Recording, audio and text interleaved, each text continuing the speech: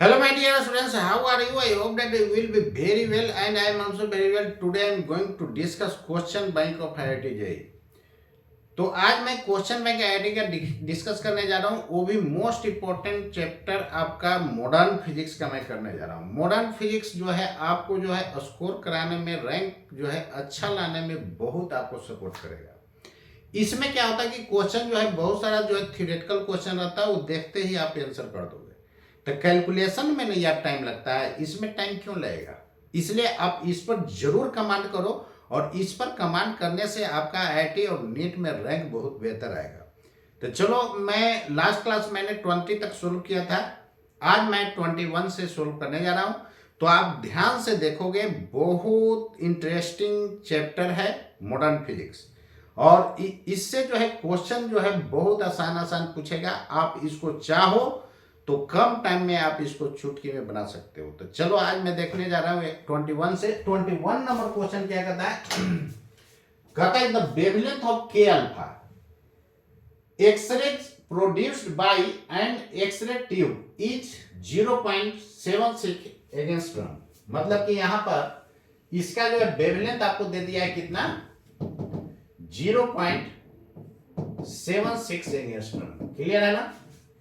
Further क्या कहता है कि the atomic number of the anode material of the tube is, मतलब जेड का आपसे डिमांड कर रहा है। किसका डिमांड कर रहा है? जेड का।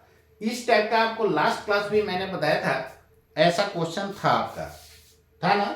तो इस टाइप का क्वेश्चन, सिमिलर क्वेश्चन आपका था। केवल फर्क क्या था कि जब एल का वैल्यू 1 से, एन का वैल्यू 1, के अल्फा आपको दिया हुआ था। क्लियर है ना? आपका 2 वाला का पूछ रहा था, यही ना था क्वेश्चन। तो आपको लास्ट क्लास मैंने बता चुका।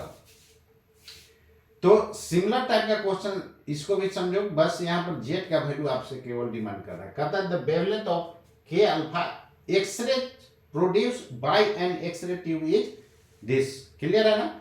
एटॉमिक नंबर, तो आप जानते हो ना, क्या फॉर्मूला जानते हो? 1/λ is equal to R Z minus 1 whole square, और क्या होता है 1/n1 का स्क्वायर माइनस 1/n2 का स्क्वायर। यहां से वैल्यू आप फाइंड कर लेना। लेमडा का वैल्यू आपको दिया हुआ है, कितना दिया हुआ है? 0.76। क्लियर? तो यहां वैल्यू पुट करो ना, कितना हो जाएगा? आर। क्लियर है? आर इंटू जेड माइनस 1, और इसके जगह क्या पुट करोगे? 1 बाई कितना, 1 का स्क्वायर माइनस 1/2 का स्क्वायर। यही है। अब इसको फर्दर क्या करोगे? के अल्फा, मतलब एन1 का वैल्यू 1 होगा, एन2 का वैल्यू 2 होगा। तो यहां से आर जेड, जेड माइनस 1, और ये कितना हो जाएगा? 1 माइनस, मतलब 3/4। यही होगा ना? क्लियर है? तो यहां से जेड माइनस 1 लाओगे तो कितना हो जाएगा? 4/3 इंटू लेमडा इंटू आर। यही होगा ना? ये होल स्क्वायर, तो स्क्वायर इधर क्या हो जाएगा? रूट हो जाएगा। यानी कितना हो जाएगा? 2/√3 लेमडा आर। क्लियर है?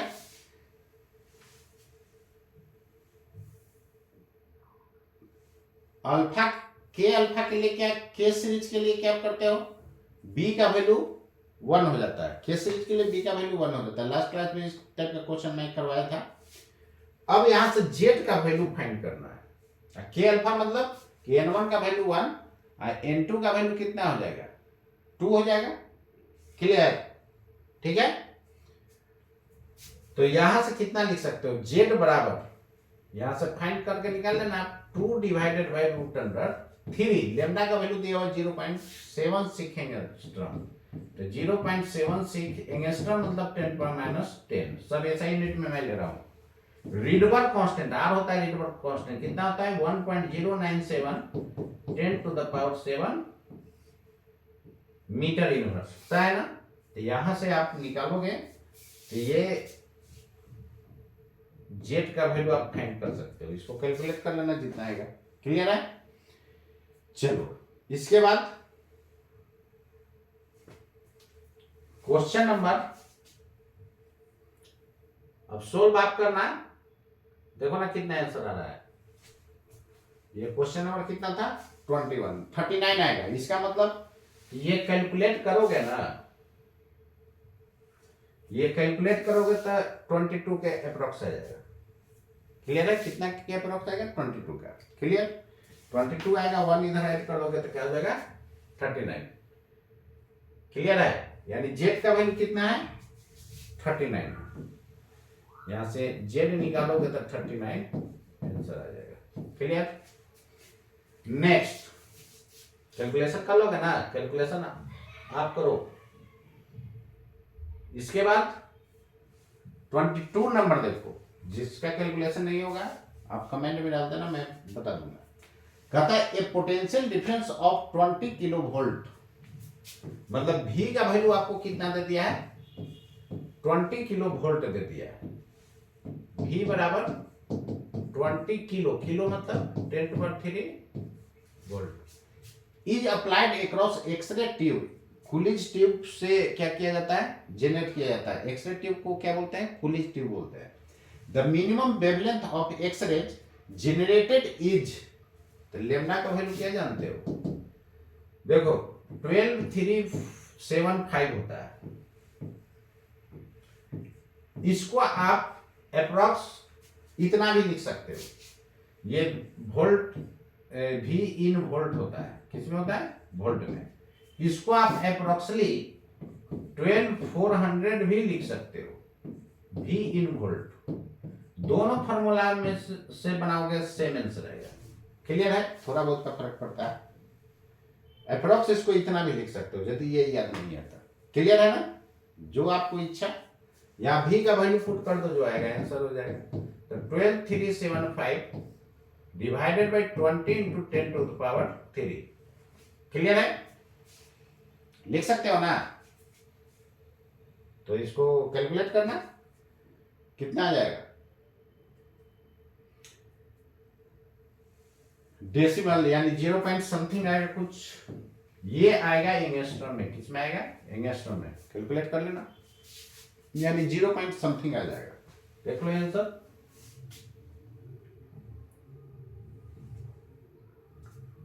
0.62 के करीब आएगा। क्लियर है? चलो,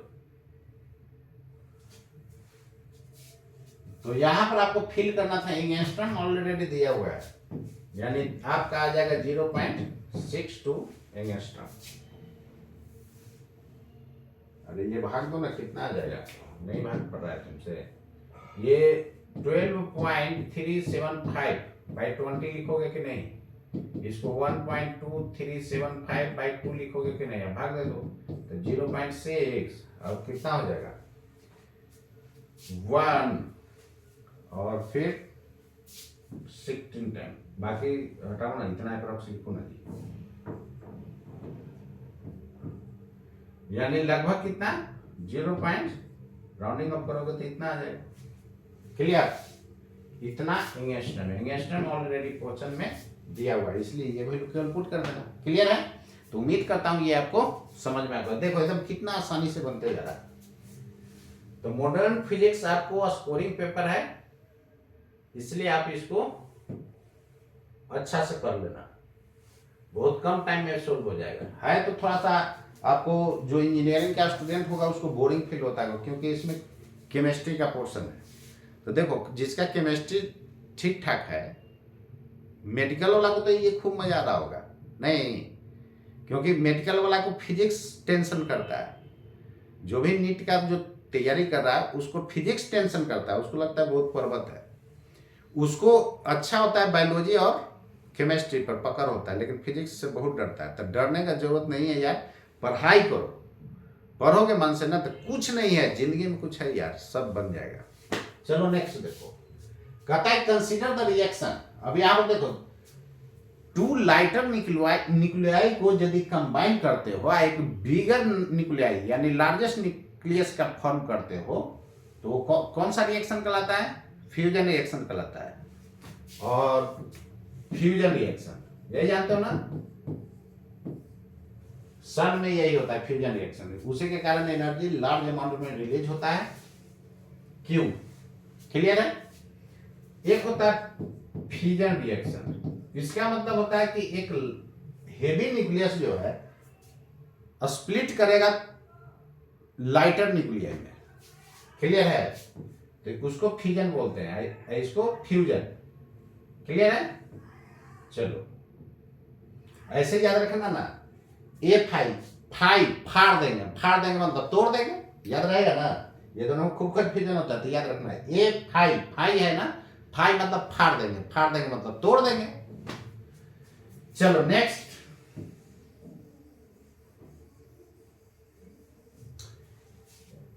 कहता है consider this reaction mass of deuterium. ये ड्यूटेरियम है, ये मतलब इसमें एक प्रोटॉन होगा, एक न्यूट्रॉन होगा।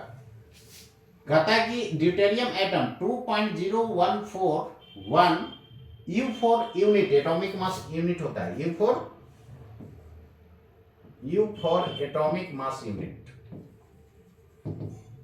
आप लोग केमिस्ट्री में पढ़े हो, मैं फिजिक्स में भी पढ़ाया हूं। क्लियर?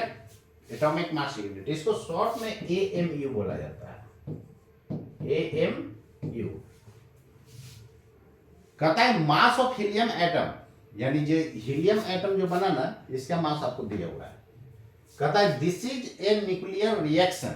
ये क्या है? न्यूक्लियर रिएक्शन है, in which the energy Q released is mega electron volt में आपको फाइंड करना है। क्लियर? चलो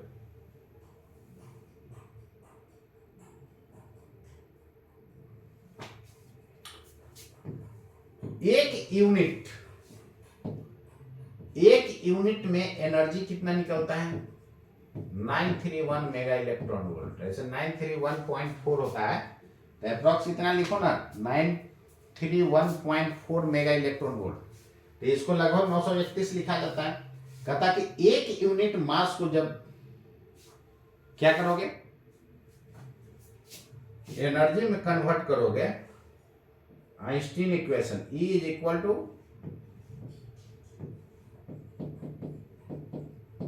डेल्टा MC स्क्वायर, पढ़ते हो ना। This is delta M। यहां पर क्या है? डेल्टा M मास डिफेक्ट होता है। क्या होता है? Mass defect. C is the speed of light. C कितना होता है? 3 into 10 to the power 8 metre पर सेकंड। जानते हो ना ये बात? तो डेल्टा M का वैल्यू यदि 1 यूनिट होगा, यानी 1 एटॉमिक मास यूनिट होगा, तो वो एनर्जी कितना रिलीज करेगा? 931 mega electron volt energy release करेगा। क्लियर? तो सबसे पहले आपको यहां पर क्या है कि आप डेल्टा M फाइंड कर लो। तो डेल्टा M कितना हो जाएगा? बोलो क्या लिख सकते हो? देखो इधर, मतलब कि छोटा छोटा जो पार्टिकल्स को, छोटा छोटा न्यूक्लियस को जो आप मिला करके बड़ा बना रहे हो, तो छोटा छोटा का जब मास जोड़ोगे ना, और उसको फॉर्म करके जो बड़ा न्यूक्लियस बना है, यहां पर हीलियम बड़ा न्यूक्लियस बना है, और ड्यूटेरॉन को आप क्या किए हो? 2 ड्यूटेरॉन को कंबाइन करके एक बड़ा न्यूक्लियस बनाए हो, हीलियम। तो यहां पर जिसको आप कंबाइन कर रहे हो ना, उसका टोटल मास और जो न्यूक्लियस फॉर्म करेगा उसका मास, दोनों का जो डिफरेंस होगा, that is called mass defect. ये तो जानते हो। तो शुरू में जो लाइटर न्यूक्लियस है उसको कंबाइन किए हो, उसका मास जोड़ोगे ना, तो फाइनल जो फॉर्म करेगा उसका मास से वो ज्यादा होता है। तो दोनों का डिफरेंस क्या कहलाएगा? मास डिफेक्ट कहलाएगा। तो यहां पर mass of proton, clear, plus mass of neutron, और यहां पर टोटल एटॉमिक नंबर ए है -Z। यानी टोटल एटॉमिक नंबर में से प्रोटॉन नंबर घटा दोगे, जेड क्या है एटॉमिक नंबर, एटॉमिक नंबर बराबर प्रोटॉन नंबर होता है। क्लियर है? तो ये न्यूट्रॉन का संख्या हो जाएगा, न्यूट्रॉन को संख्या में न्यूट्रॉन के मास से क्या कर दोगे, गुना कर दोगे। अब माइनस न्यूक्लियस फॉर्म किया उसका मास मान लेते हैं कि m है, इसको घटा दोगे तो यही मास डिफेक्ट देता है, ये बात जानते हो ना। अब यहाँ पर ध्यान दो, इधर इतना लंबा करने की जरूरत नहीं है, ये तो आपको समझा रहा हूं तब ना, आपको फॉर्मूला याद रहेगा, धाए धाए उड़ा दो। तो कहता है कि ड्यूट्रॉन का मास कितना है, एक ड्यूट्रॉन का मास इतना, तो इसका भी इतना। क्लियर? तो ऑलरेडी ड्यूट्रॉन का ही मास दे दिया है, यानी इसका टोटल मास कितना जाएगा 2 इंटू एक न्यूट्रॉन का मास है 2.0141 यूनिट, 2.0141 यूनिट, यही था ना जी। ठीक है, माइनस घटा दो न्यूक्लियस, मास ऑफ न्यूक्लियस कितना है, ये मास ऑफ हीलियम एटम जो बना है 4.0024, 4.0024। क्लियर? कितना हो जाएगा, घटा लेना, घटा दो, 282 और यहाँ पर 0 और 4, अब माइनस 4.0024 कितना आएगा, घटाओगे तो हो जाएगा 4 यानी 12, 8, यहाँ पर 7, 7 में 2 जाएगा तो 5 और यहाँ पर 2 रह जाएगा और ये 0 हो जाएगा और ये 0 हो जाएगा, इतना यूनिट। क्लियर? अब ध्यान दो, इधर एक यूनिट का जो है एनर्जी में कन्वर्ट करने पर कितना 931 मेगा इलेक्ट्रॉन वोल्ट, तो इसमें एनर्जी कितना हो जाएगा, यही क्यू दे दिया है वहां पर, कितना हो जाएगा डेल्टा एम इंटू सी स्क्वायर, डेल्टा एम का वैल्यू इतना है तो 0.025 एक यूनिट को कन्वर्ट करने में 931 मेगा इलेक्ट्रॉन वोल्ट, इसको गुना करो कितना रहा, जितना आएगा यही क्या हो जाएगा आपका आंसर हो जाएगा मेगा इलेक्ट्रॉन वोल्ट में। क्लियर? चलो नोट करो। चलो तो कितना कैलकुलेशन करके आया, ये अप्रॉक्स आपका आ जाएगा 24 mega electron volt. Clear? Approx है। चलो देखो, तुम लोग के समझाने में नहीं इतना टाइम लगा, इसको डायरेक्ट बनाना होता तो देखो मैं क्या करूँ। आप लोग को फॉर्मूला पता है तो पता रहेगा तो डायरेक्ट यहां से कर दोगे, डेल्टा ई बराबर डेल्टा एम, डेल्टा एम क्या हो जाएगा, दोनों का डिफरेंस नहीं, यानी 4.0282 हो जाता है 2 इंटू 2.0141, यही ना, माइनस 2.00 कितना था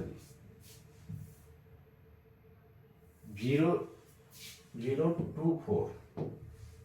अब बताओ इसको घटा करके और कितना से गुना कर देते हैं 931 से, यही मेगा इलेक्ट्रॉन वोल्ट हो जाते हैं। एक लाइन में आंसर है कि नहीं बताओ। क्लियर है? तो जो शुरू वाला होता है लाइटर वाला, उसका टोटल मास ज्यादा होगा और जो फॉर्म करेगा ना उसका कम हो जाएगा, और वही जितना कम हुआ वो एनर्जी के फॉर्म में क्या हो गया, निकल गया नहीं। क्लियर? अब यहां बताओ एक लाइन में आंसर आ गया था कि नहीं। तो यहां समझा रहा हूं इसलिए टाइम थोड़ा ज्यादा लग रहा है, प्लस लॉन्ग थोड़ा हो जा रहा है। यहां पर देखो, ये जो है दिस इज फ्यूजन ना, इसमें लाइटर वाला क्या हो रहा है, कंबाइन होकर के बिग बन रहा है, और ये हो जाएगा लगभग 24 mega electron volt. Clear? 23 point something आता है। क्लियर ना? चलो और 24 के करीब आएगा। नेक्स्ट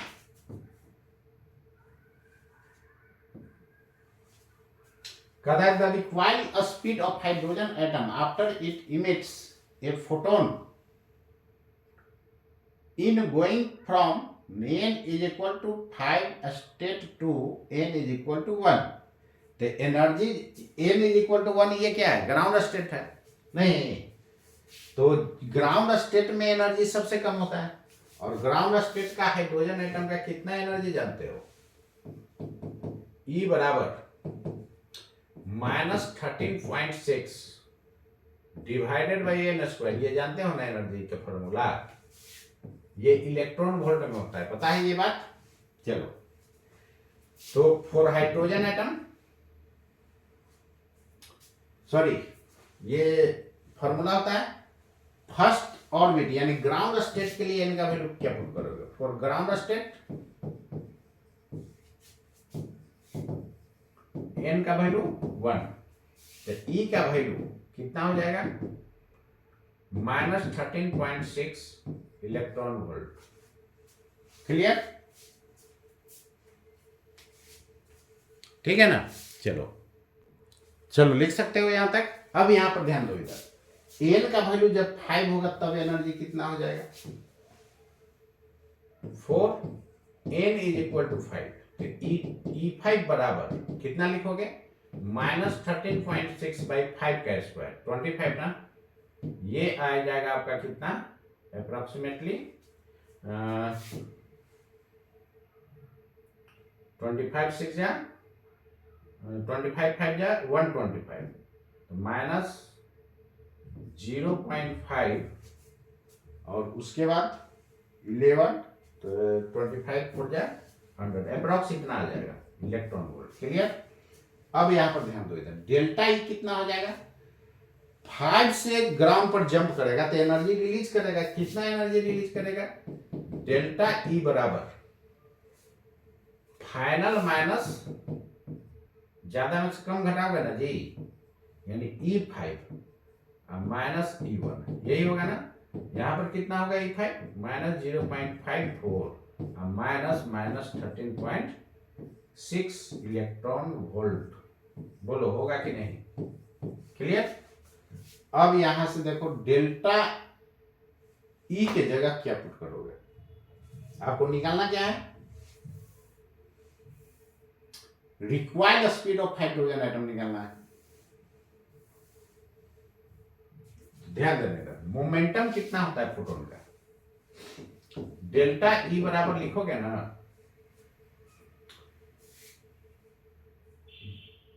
mc स्क्वायर, नहीं यहां से एक सी से इधर डिवाइड कर दो, ये mc क्या हो जाएगा, मोमेंटम हो जाएगा। क्लियर है, लिख सकते हो कि नहीं इतना, ठीक है। अब चलो इसका वैल्यू निकालो कितना रहा है, ये आ जाएगा -0.54 plus 13.6 electron volt. What is this, घटा दो 4 हो जाएगा ना, तो 6 हो जाएगा, और यहाँ पर 5 0 हो जाएगा, सही किए, ठीक है। और ये 13 के 13 रह जाएगा। बोलो होगा कि नहीं, ठीक है। यहाँ तक चलो, इतना इलेक्ट्रॉन वोल्ट हो जाएगा डेल्टा ई का वैल्यू। अब यहां पर मोमेंटम P है ना, मोमेंटम क्या है P, तो यहां से आप डेल्टा ई में C से भाग दोगे तो क्या दे देगा, मोमेंटम दे देगा।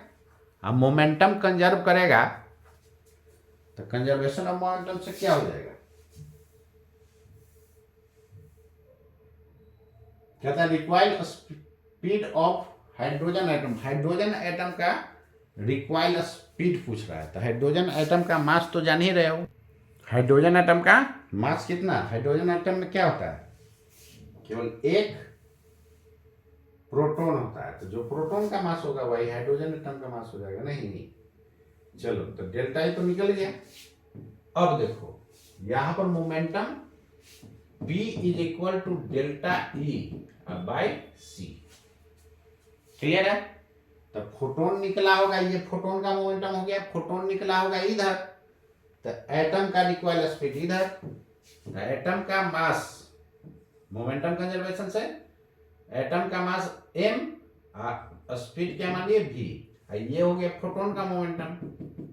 नहीं कितना हो जाएगा जी 13.06 इलेक्ट्रॉन वोल्ट है तो 1.6 इंटू 10⁻⁻19 होता है जूल, एक इलेक्ट्रॉन वोल्ट बराबर, सब ऐसा यूनिट में ले रहा हूं, 3 क्रॉस 10⁸। क्लियर।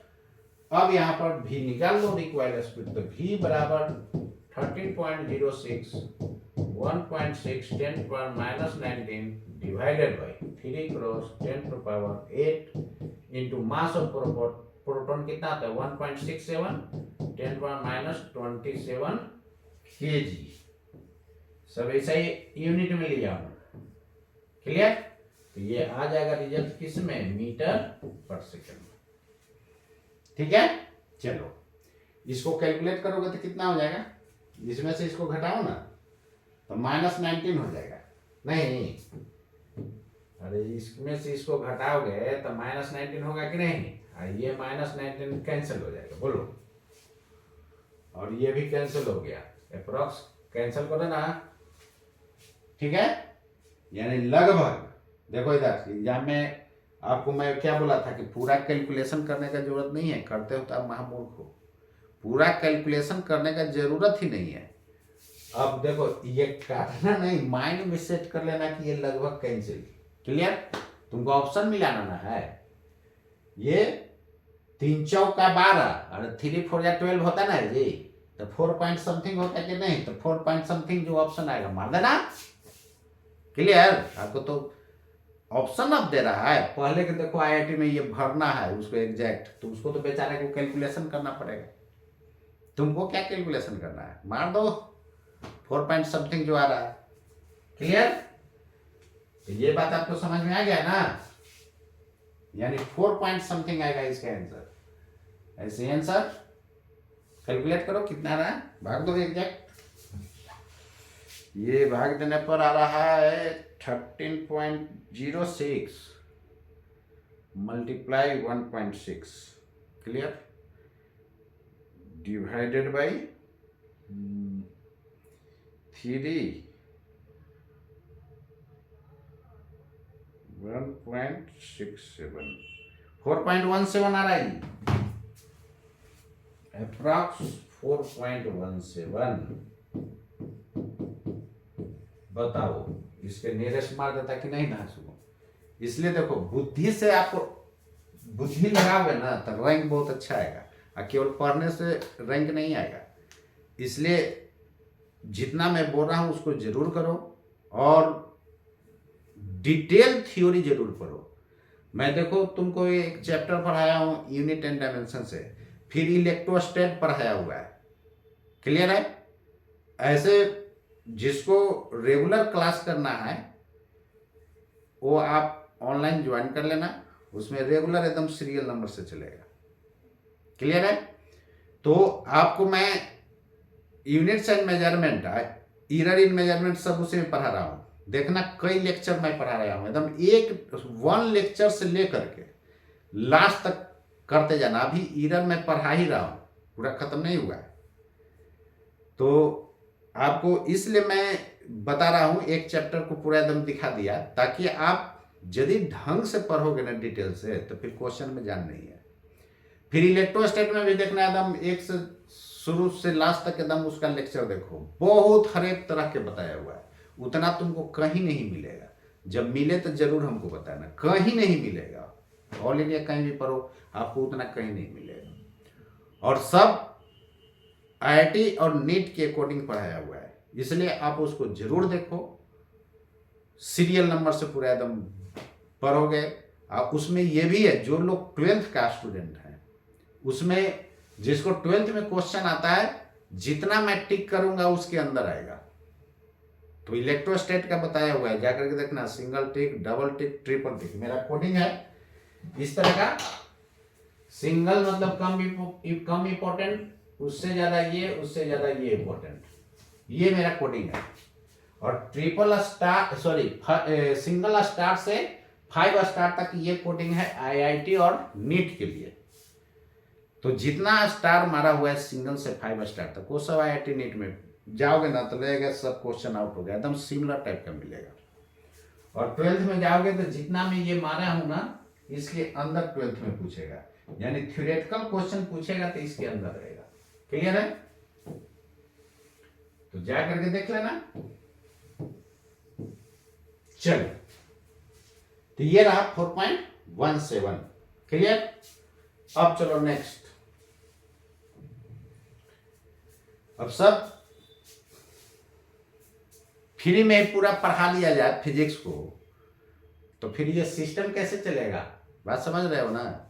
इसलिए आपको कुछ चैप्टर जो है आपको डिटेल से पढ़ाया हुआ है, उसको देख लेना। केवल इसलिए मैं पढ़ाया हूं ताकि आप उसका क्वालिटी चेक करो। तो इलेक्ट्रोस्टैट का क्वालिटी चेक कर लेना पूरा एकदम डिटेल से, लेक्चर 1 से लेकर के 60-70 लेक्चर तक बहुत किया हुआ है। लास्ट में कुछ लेक्चर और उसमें डालना है, वो बचा हुआ है, वहां तक आप लोग देखो। फिर आपका इधर प्रोजेक्ट ये आप यूनिट्स एंड मेजरमेंट का पूरा देखो। यूनिट्स एंड मेजरमेंट इसलिए पढ़ा दिया ना, बहुत लोग पढ़ाते नहीं है, छोड़ छाड़ के भाग जाते हैं, न ईरर पढ़ाते हैं। ईरर से फिक्स है क्वेश्चन रहेगा, यूनिट्स एंड मेजरमेंट से भी एकदम फिक्स है क्वेश्चन रहेगा ही, ना कि सवाल ही एकदम 100% रहेगा, चाहे आप नीट का एग्जाम दो चाहे IIT का दो। चलो नेक्स्ट। कहीं उतना मिलेगा तो बताना जरूर, पूरा डिटेल से पढ़ाया हूं, चाहे इलेक्ट्रोस्टैट हो या कोई भी चैप्टर, पूरा डिटेल। क्लियर? चलो नेक्स्ट। कहता है कि the half life of the radioactive radon is 3.8, मतलब टी हाफ बाबू दिया हुआ है आपको। टी हाफ क्या दिया हुआ है? 3.8 डेज। ये डेज हो सकता है, ईयर हो सकता है, सेकंड हो सकता है, आवर हो सकता है, कुछ भी हो सकता है। तो ध्यान देना, जो ये रहेगा आंसर इसी में आएगा। हाँ, आवर में दिया हुआ है तो यहां पर देखो ना 33 इंटू 1 डे लिख सकते हैं इसको क्या? तो 1 डे में कितना आवर्स होता है? 24 आवर्स। 24 से गुना कर दोगे तो आवर्स में आ जाएगा। 3600 से गुना कर दोगे तो सेकंड में आ जाएगा। तो देख लेना ऑप्शन किस फॉर्म में। टी हाफ दिया हुआ, the time at the end of which 1/20 of the radon sample will remain undecayed, मतलब ये रिमेनिंग पार्ट है जी। एन नॉट शुरू में था, अब फाइनल कितना हो गया? एन नॉट बाई 20, ये रिमेनिंग अमाउंट है। Clear? This is the final amount. बोलो क्लियर? अब देखो टी हाफ का फॉर्मूला आप जानते हो, 0.693 बाई लेमडा होता है। Lambda is decay constant. Clear है? डीके कांस्टेंट बोलो या डीसी इंटीग्रेशन कांस्टेंट बोलो, बोथ आर सेम। कितना हो जाएगा? लेमडा बराबर 0.693 और टी हाफ 3.8 डेज दिया हुआ है। क्लियर? लेमडा निकल गया तो इसका यूनिट डे इनवर्स। आगे देखो, टी का वैल्यू पूछ रहा है, जब उतना डीके हो जाएगा तब, यही पूछ रहा है ना। तो टी बराबर क्या जानते हो? 2.303 by lambda log N not by N, ये जानते हो ना? क्लियर है? N not by N. यहां 2.303 से गुना कर दिया तो क्या हो गया? बेस 10 में कन्वर्ट हो गया।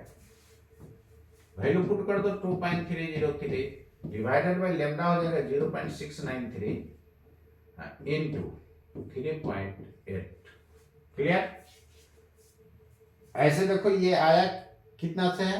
2.303 और 0.301 से गुना करने में ये आया है। तो इसको काटोगे तो 0.03 नीचे बचेगा, नीचे बचेगा 0.301। क्लियर है? इसको कैलकुलेट करना। लॉग एन नॉट कितना दिया हुआ है? सॉरी, एन नॉट है एन, अरे एन नॉट तो एन नॉट है ना, एन की जगह कितना दिया हुआ है? एन नॉट बाई 20, तो 20 ऊपर चला जाएगा, इसको कैलकुलेट कर लेना। क्लियर, यानी आ जाएगा 2.303 बाई 0.693। ये 0.693 को जानते हो, 0.301 इंटू 2.303 से गुना करने पर ये 0.693 आता ना है। तो इससे यदि कट करोगे नीचे तो 0.301 आ जाएगा। क्लियर, तो 0.3 लगभग लो ना यार, 0.3 या इसको कैंसिल करोगे तो लगभग कितना हो जाएगा, ये लगभग 4 है तो 3 मान के चलो ना, तो लगभग 10 आ जाएगा। लॉग 20 का वैल्यू कितना, ऐसे इसको 3.8 है ना, इसको लगभग 4 लो तो ऊपर 40/3 मतलब कितना, 3 point something, sorry 10 point something, 10 point something ये हो जाएगा लॉग 20 का वैल्यू आएगा 1 पॉइंट समथिंग। क्लियर, दोनों को गुना करोगे तो आप गुना करके ऑप्शन मिला लेना, कर लोगे ना। ये होता है 1.3 वैल्यू लगभग आएगा लॉग 20 का वैल्यू। लॉग 20 का वैल्यू कितना आएगा, 3।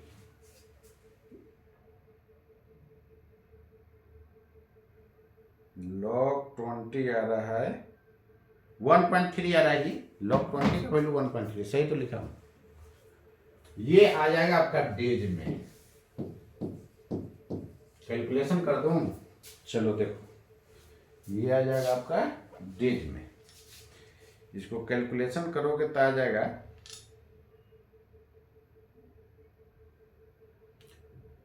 1.3 इंटू 3.8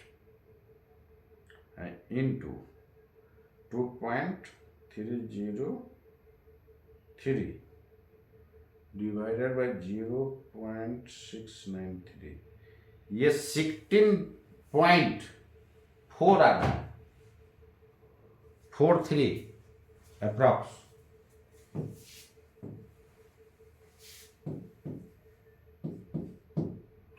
सिक्सटीन 16.43 यानी लगभग मानो ना 16.5। क्लियर है, इसको 16.5 भी ऑप्शन में रहेगा तो 16.5 टिक करना है, 16.5। क्लियर, चलो next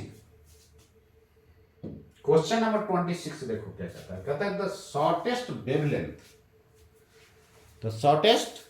wavelength of X-rays emitted from X-ray tube depends on, तो शॉर्टेस्ट वेवलेंथ किस पे डिपेंड करेगा यार, ये वोल्टेज पर डिपेंड करता है जो अप्लाई करते हो।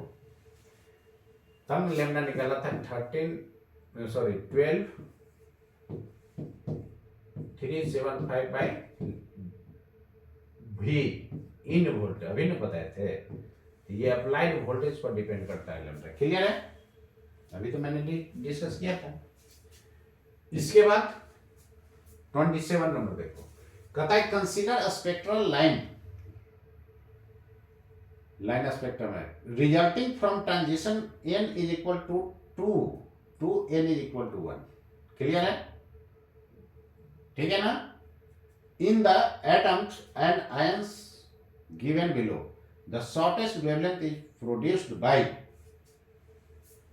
वेवलेंथ का फॉर्मूला क्या जानते हो, जेड का क्या होता है, इनवर्सली प्रोपोर्शनल होता है, नहीं लेमडा, तो जेड स्क्वायर का इनवर्सली प्रोपोर्शनल होता है लेमडा, यही ना होता है जेड स्क्वायर का इनवर्सली प्रोपोर्शनल। तो कितना हो जाएगा, इनवर्सली प्रोपोर्शनल है तो इनवर्सली मतलब जिसका जेड ज्यादा उसका लेमडा कम। क्लियर है ना, जिसका जेड ज्यादा उसका लेमडा कम। तो जेड एटॉमिक नंबर किसका ज्यादा होगा, डबली, अरे यार डबली आयोनाइज्ड लिथियम का होगा। क्लियर है ना? तो कौन सा आंसर हो जाएगा? ये वाला हो जाएगा, इनवर्सली प्रोपोर्शनल होता है। इसके बाद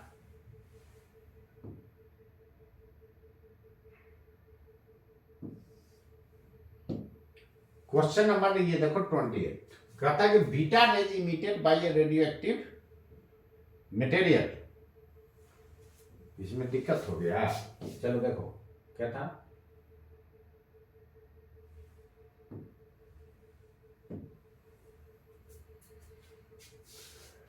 अरे यही ना जानते हो, लेमडा कितना होता है? आर जेड स्क्वायर 1/n1 का स्क्वायर माइनस 1/n2 का स्क्वायर, ये जानते हो।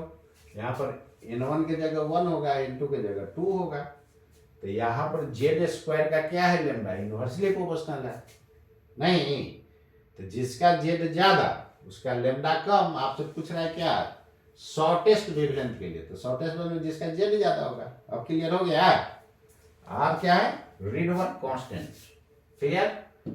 Question number 28, beta rays emitted by radio active material are charge particle होता है। नहीं, ऐसे देखो, बीटा रेज का मतलब होता है फास्ट मूविंग इलेक्ट्रॉन्स। क्लियर? ऐसे मैं पहले भी बताया हूं कि जब माइनस बीटा इमिशन होता है तो क्या होता है? एटॉमिक नंबर एक बढ़ जाता है। क्यों बढ़ा भाई?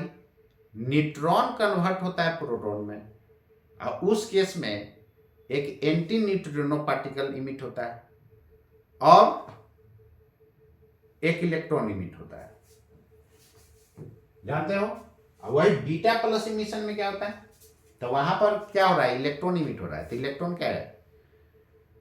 चार्ज पार्टिकल है यार। और जब बीटा प्लस इमिशन होता है तो प्रोटॉन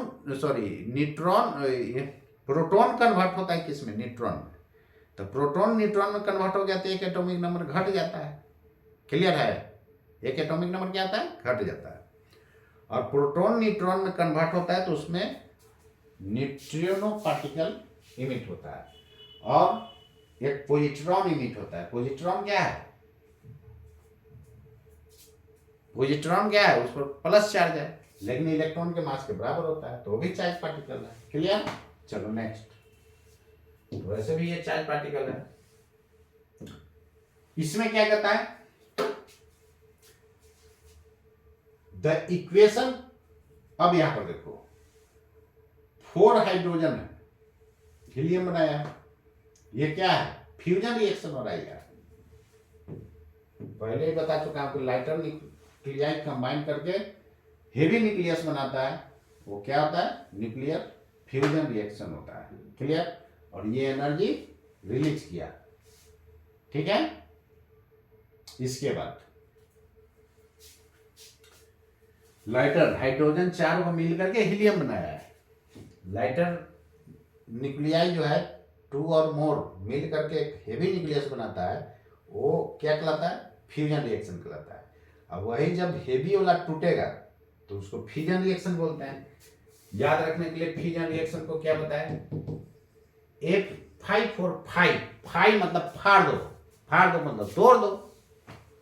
नहीं, फाड़ दो मतलब तोड़ दो। क्लियर?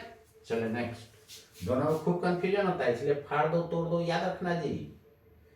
फाड़ दो तोड़ दो याद रखोगे ना तो याद रहेगा, हमें तो बहुत कंफ्यूजन होता है दोनों में। Clear? Fusion reaction. Next, the X ray beam coming from X ray and X ray tube will be, कहता है कि एक्सरे बीम जो होगा एक्सरे ट्यूब से क्या होगा जी? आने वाला मोनोक्रोमेटिक, ये तो होगा नहीं। मोनोक्रोमेटिक मतलब सिंगल कलर। सिंगल कलर मतलब single wavelength. Single wavelength possible है नहीं ना, कॉम्बिनेशन ऑफ वेवलेंथ रहता है, बहुत सारे वेवलेंथ का निकलता है। Having all wavelengths are smaller than a certain maximum wavelength. तो स्मॉलर मतलब कुछ भी स्मॉल हो सकता है, ये तो होगा नहीं। Having all wavelength larger than a certain minimum, सही बात है भाई, सर्टेन मिनिमम से लार्जर। क्लियर? ये आपका सी ऑप्शन हो जाएगा। तो उम्मीद करता हूं यहां तक आपको समझ में आ गया होगा। नहीं, क्लियर? तो जितना मैं बताया इसको बारी बारी घर पे प्रैक्टिस करो, और मॉडर्न फिजिक्स से क्वेश्चन एकदम फिक्स है रहेगा। और ये एक क्वेश्चन है, ये ज्यादा क्वेश्चन रहता है, कभी 4 को पूछ दिया, कभी 5 को पूछ देगा, क्लियर है ना, कभी 6 को भी पूछ देगा, उसके ऊपर डिपेंड। लेकिन एकदम फिक्स से क्वेश्चन रहेगा। तो 5 क्वेश्चन ही मानो तो 20 मार्क्स आपका ऐसे ही आ गया। समझ रहे हो, बहुत मायने रखता है और बहुत कम टाइम में याद सोल्व हो जाता है। बहुत मजा आता है मॉडर्न फिजिक्स पढ़ने में। थोड़ा केमिस्ट्री से इंटरेस्ट रखोगे ना तो ये बहुत मजा आता है। तो उम्मीद करता हूं दोस्तों ये आपको पूरे भेजा में घुस गया होगा। बारी बारी इसको एकदम रिवाइज करो, बनेगा किसी नहीं। ये जितना भी ये आईआईटी का क्वेश्चन करवाए, तब समझ लो नीट वाला में तो और 3rd ग्रेड का क्वेश्चन बनेगा। तो ये भी 3rd ग्रेड ही है, बताओ ना, कोई भी जाना है सब नीट। मैंने क्या बोला कि आईआईटी का जो है जेई मेंस का क्वेश्चन, हाँ जो एडवांस लाए वो छोड़ दो, न भी बना के चलेगा। जेई मेंस वाला लगभग तुम्हारा क्या है, इक्विवेलेंट है, थोड़ा सा हाई लेवल है। तो यार थोड़ा सा तो हाई लेवल बनाना ही पड़ेगा। तो आज के लिए इतना ही दोस्तों, मिलता हूं फिर नेक्स्ट क्लास, तब तक के लिए नमस्कार।